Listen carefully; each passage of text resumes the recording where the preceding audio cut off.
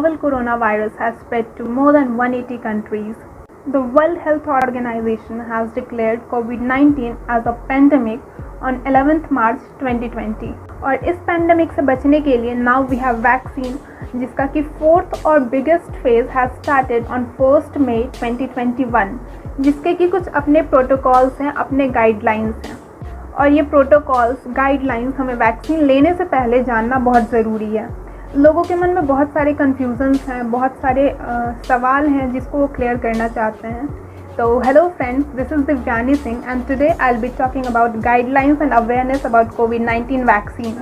तो अपने सवालों के जवाब जानने के लिए, गाइडलाइंस जानने के लिए और अवेयर रहने के लिए बने रहें वीडियो के लास्ट तक। तो सबसे पहला सवाल ये आता है कि वैक्सीन लेने से पहले हम अपने वैक्सीनेशन प्रोवाइडर को किस किस बात की जानकारी दें। तो वैक्सीन लेने से पहले आप अपने वैक्सीनेशन प्रोवाइडर को अपने सारे मेडिकल कंडीशंस की जानकारी दें। जैसे कि अगर आप किसी भी बीमारी के लिए रेगुलर मेडिकेशन पर हैं, तो आप कब से दवाई ले रहे हैं, कब से आप मेडिकेशन पर हैं, आप इस चीज़ की जानकारी दें। अगर आपको कोई एलर्जी है, अगर फीवर है, अगर आपको कोई ब्लीडिंग डिसऑर्डर है या फिर आप ब्लड थिनर थेरेपीज़ ले रहे हो, अगर आप इम्यूनो कॉम्प्रोमाइज हैं या फिर इम्यून सिस्टम को अफेक्ट करने वाली कोई दवाई ले रहे हो, अगर आप प्रेग्नेंट हो या फिर आप ब्रेस्ट फीडिंग कर रहे हो। प्रेगनेंसी और ब्रेस्ट फीडिंग के केस में वैक्सीन के रिएक्शन को स्टडी नहीं किया गया है, इसलिए ये एडवाइजेबल नहीं है कि प्रेगनेंसी और ब्रेस्ट फीडिंग के केस में वैक्सीन लें। दूसरा सवाल ये है कि हमें किस कंडीशन में वैक्सीन नहीं लेनी चाहिए। अगर आपको वैक्सीन के किसी भी कंपोनेंट से एलर्जी है, अगर करेंटली आपको फीवर या फिर कोई इन्फेक्शन है, या फिर आपने पहली डोज ली हो और कोई भी एलर्जिक रिएक्शन एक्सपीरियंस किया हो, तो इन सभी केसेस में आप वैक्सीन ना लें। वैक्सीन के कंपोनेंट्स मैंने डिस्क्रिप्शन बॉक्स में मेंशन कर दिए हैं। तीसरा सवाल ये आता है कि कोविड-19 वैक्सीन के रिस्क फैक्टर क्या क्या हैं।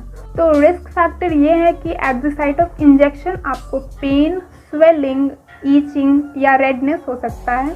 इसके अलावा आपको हेडेक, फीवर, नोजिया, बॉडी एक, रैशेस या वॉमिटिंग, इन सभी में से कोई भी सिम्टम देखने को मिल सकते हैं।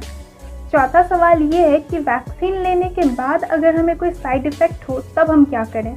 अगर आप वैक्सीन लेने के बाद कोई साइड इफ़ेक्ट एक्सपीरियंस करते हैं तो आप अपने हेल्थ प्रोवाइडर या वैक्सीनेशन प्रोवाइडर को कांटेक्ट करें, किसी नियरेस्ट हॉस्पिटल में रिपोर्ट करें या तो फिर 24/7 टोल फ्री नंबर पर कॉल करें। Toll free number provided by the government has written in the description box, you can check it out. पांचवा सवाल ये है कि अगर आप ब्लड थिनर या फिर कोआगुलेंट ले रहे हैं तब क्या करें। अगर आप स्टेबल एंटीकोआगुलेंट थेरेपी या फिर सिंपल ब्लड थिनर्स ले रहे हैं तो ऐसे कंडीशन में आप इंट्रामस्कुलर वैक्सीन ले सकते हैं। Still you need to talk to your health provider. छठा सवाल ये है कि अगर वैक्सीन के कंपोनेंट्स के अलावा आपको किसी चीज़ से एलर्जी है तब क्या करें। तो ऐसे कंडीशन पे आप वैक्सीन ले सकते हैं। सातवां सवाल ये है कि लड़कियों को मेंस्ट्रुएशन के दौरान वैक्सीन लेना चाहिए या नहीं लेना चाहिए। सो टू ऑल द गर्ल्स, हमारा मेंस्ट्रुएशन एक नेचुरल प्रोसेस है जो कि हमारे बॉडी के इम्यून सिस्टम को अफेक्ट नहीं करता है। So you may definitely have the vaccine during your menstruation. सवाल ये आता है कि वैक्सीन लेने के बाद क्या हमें ये समझ लेना चाहिए कि हम कम्प्लीटली सेफ़ हैं। तो इसका जवाब है नहीं। वैक्सीन लेने के बाद भी हम तब तक सेफ़ नहीं है जब तक कि हम प्रिकॉशंस मेंटेन नहीं करते हैं। आफ्टर बीइंग वैक्सीनेटेड 14 डेज़ तक हमें मास्क लगाना ज़रूरी है, सोशल डिस्टेंसिंग में रहना ज़रूरी है और कोविड-19 के सारी गाइडलाइंस को फॉलो करना ज़रूरी है। So that's all for today. Be aware and stay safe. Thank you.